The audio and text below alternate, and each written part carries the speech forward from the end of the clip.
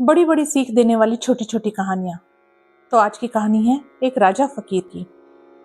एक नगर का राजा वृद्ध हो चला। उसके कोई संतान नहीं थी।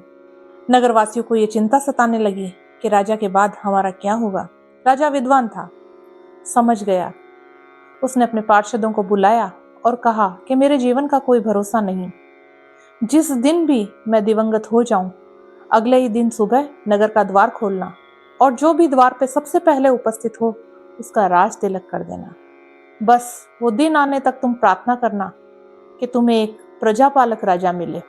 कुछ दिन बीते और राजा के जीवन की सांझ हो गई।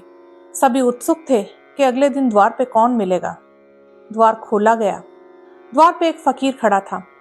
सभी पार्षदों ने फकीर को सब बात कह सुनाई। फकीर ने कहा, जैसी प्रभु की इच्छा। फकीर का राज तिलक कर दिया गया। उसने अपना चोला उतारा और एक संदूक में रख दिया।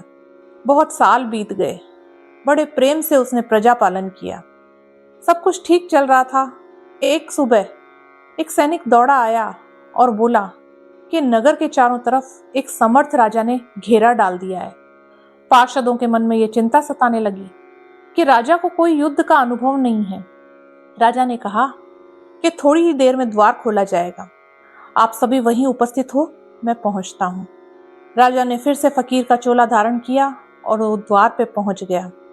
पार्षदों को यह देख के बड़ा ताज्जुब हुआ। फिर उसने आदेश किया कि द्वार खोल दो।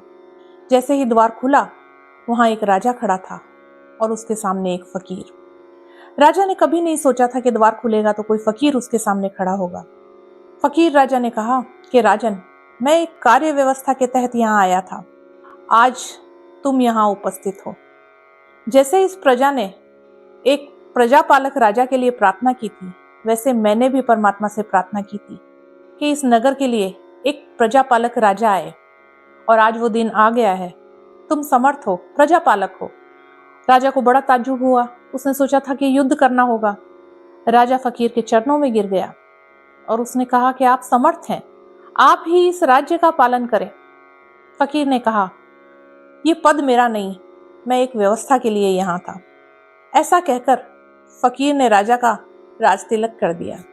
राजा ने नगर में प्रवेश कर लिया और फकीर ने नगर से प्रस्थान।